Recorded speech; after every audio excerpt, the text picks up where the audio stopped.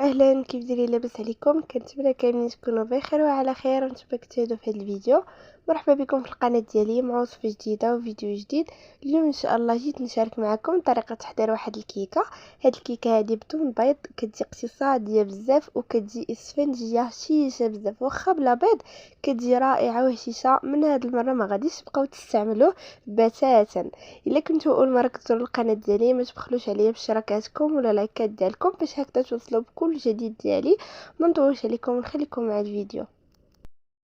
وبالنسبه للمكونات اللي غادي نحتاج في هذا الكيك، غادي ناخذ واحد المول، غادي ندير فيه كاس ونص ديال الحليب. بالنسبه للحليب ما يكونش بارد بزاف، يعني يكون شويه دافي. غادي نضيف عليه نص كاس ديال زيت المائده، وغادي نضيف عليهم كاس الا ربع ديال السكر. بالنسبه للسكر تقدروا تضيفوا حتى الكاس.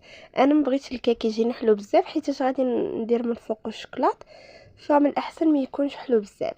صافي هنا غادي نضيف كيس بسكر الفاني. غادي نخلط هاد المكونات مزيان بالطراب اليدوي، نخلطهم حتى يتجانسوا. غير تبعوا هاد الطريقه بالضبط وغادي ينجح معكم الكيك، راه كيجي خطير بزاف وبلا بيض. هنا ضفت واحد القبصه ديال الملح. كيف ما كتعرفوا الملح ضروري في اي حاجه حضرناها. صافي هنايا خديت الكاكاو المر، غادي ندير 2 معالق كبار، ولا كان عندكم حتى اقل تقدروا تضيفوا داكشي اللي متوفر عندكم. صافي وغادي نخلط مزيان بالطراب اليدوي، ماشي بالضروره نخلطوا بالطراب الكهربائي ولا المولينكس، يعني حتى الطراب اليدوي فراه كافي. المهم هنا ضفت شويه ديال الكاكاو حيت كنت درت غير معلقه ونص، ضفت النص الاخر. صافي وغادي نحرك مزيان بهذا الشكل. هنا ملي خلطت كنحصل على هذا القوام هذا.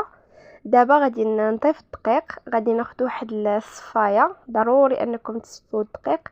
غادي نضيف هنايا الكاس الاول ديال الدقيق الابيض. انا كنأكد عليها ضروري الدقيق ديالكم يكون مغربل، هكذا كيساعد الكيك باش يطلع ناجح اكثر. صافي هنا غادي نضيف واحد 2 ديال الخمارات من وزن 8 غرام، المجموع اللي هو 16 غرام.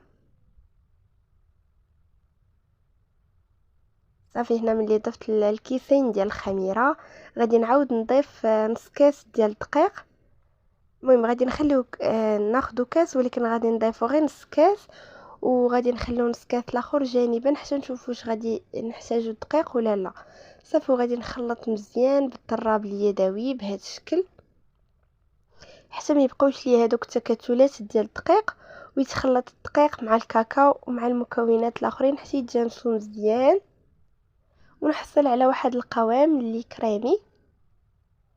هنا انا غادي نعاود نضيف هذاك نص كاس ديال الدقيق كما كتشوفوا، وغادي نعاود نخلط. بالنسبه للقوام فمن الافضل انه ما يكونش ثقيل بزاف وما يكونش خفيف، يعني يكون متوسط، يكون بين وبين. حيت الا كان الخليط ديالكم ثقيل بزاف غادي يجيكم الكيك ثقيل وما غاديش يجي زوين. اما الا كان الخليط ديالكم خفيف، كل ما كان الخليط خفيف غادي يجي الكيك خفيف ويجي اسفنجي. هنا الا بغيتو تضيفوا واحد شويه ديال الخل، انا هنا ما ضفتوش وبصراحه كانت النتيجه اللي زوينه بزاف. صافي كنحصل على هذا القوام هذا. انا خديت هنايا مقله، ما بغيتش ندير المول، خديت مقله دهنتها بالزبده والدقيق، رشيت على الدقيق مزيان مزيان. صافي غادي نخوي فيها الخليط ديالي بهذا الشكل اللي كيكون هذا هو القوام ديالو. صافي غادي نحاول نقادها باش تجينا في طبقه متساويه، وغادي ندخلوها للفرن اللي يكون ساخن من قبل، نقصوا عليها البوطه. انا عندي هنايا فرن غازي. صافي وفاش طيب راه غادي نرجع معكم ان شاء الله. نحاولوا نديروا ليها بالموس هكذا، كيساعد هاد الطريقه هذه كتساعد الكيك باش ينجح اكثر. صافي هنايا غادي ندوز باش نوجد لاصوص باش غادي نسقي الكيك ديالي ولا نزين به الكيك. هنا خديت كاس الا ربع ديال الحليب، غادي نضيف عليه قطع ديال الشوكولاته الكميه اللي متوفره عندكم. صافي وغادي نخلي هذاك الشكلاط حتى يذوب. غادي نوضعهم فوق نار متوسطه وغادي نخلي حتى يذوب هذاك الشكلاط مع الحليب. من بعد ما ذابوا كيكونوا بهذا الشكل غادي نضيف عليهم معلقه ديال المايزينا، وغادي نحرك مزيان باش ما يتشكلوش ليا هذوك التكتلات ديال المايزينا. صافي غادي نبقى نخلط حتى يعقد ليا الخليط شويه، ما يعقدش بزاف، غير شويه صافي. هادشي علاش ما كثرتش الميزينه بزاف. صافي كيكون في هذا القوام هذا. دابا غادي نطفي عليه البوطه وغادي نخليه حتى يبرد شويه. صافي هنايا ملي برد خليته حتى برد.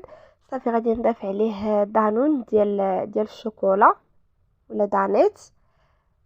صافي وغادي نخلطهم مزيان. شوفوا هاد لاصوص هادي راه كتجي خطيره بزاف واقتصاديه، ما غالياش بزاف، وراه كتجي بنينه بنينه بنينه. غير جربوها على ضمانتي وردوا عليا في التعاليق.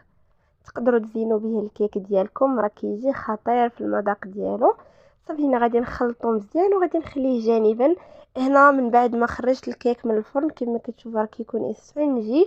هذيك القشره اللي كتكون من الفوق انا حيدتها باش هكذا تجيني طبقه ديال الشوكولا متساويه. صافي غادي نوضع الطبقه ديال الشكلاط بهذا الشكل هذا، وغادي نحاول نوزعها على الكيك ديالي كامل بهذه الطريقه هذه. هاد الكيك هذا راه كيجي خطير بزاف وبلا بيض، يعني راه اللي تقول لي كيكه بلا بيض راه كيستغرب بزاف، ولكن بصراحه انا جربتها اليوم وراه جات خطيره بزاف في الشكل ديالها وحتى في المذاق. جات بنينه وهشيشه بزاف. كنتمنى انكم تجربوها، حيت بصراحه غير كنزيدو علينا بالبيض فما كاين حتى شي فرق. صافي هنايا ملي وزعت الطبقه ديال الشوكولا تقدروا تزينوها باي حاجه بغيتو. انا هنايا خديت قطع ديال الشوكولا الابيض والاسود، حكيتهم في الحكاكه صافي ورشيتهم من الفوق. وبالنسبه للتزيين تقدروا تزينوا بالكوك، تقدروا تزينوا بكاوكاو بلوز كونكاسي، يعني اللي متوفر عندكم. ماشي بالضروره انكم ديروا شي حاجه اللي ما كايناش. وصافي فاش غادي نسالي الزين ديال الكيك ديالي غادي نرجع معكم باش نشوف الشكل ديالو النهائي.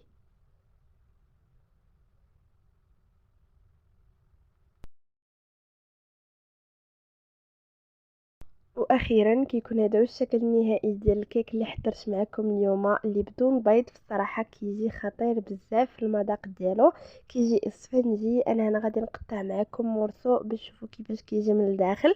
انا متاكده الا جربتوا هذا الكيك هذا فمن اليوم ما غاديش تبقاو تستعملوا فيه البيض. يعني تقدروا تحضروا كيكه اقتصاديه بزاف وسهله في التحضير.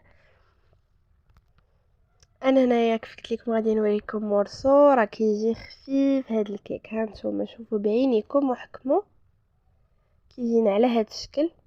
وهنا كيكون الفيديو ديالنا سلا. الا عجبكم ما تبخلوش عليا باشتراكاتكم ولا لايكات ديالكم باش هكذا نزيد نحط لكم وصفات وفيديوهات جداد. وهنا غادي نقول لكم سلامه، نتلاقاو في فيديو اخر مع وصفه اخرى.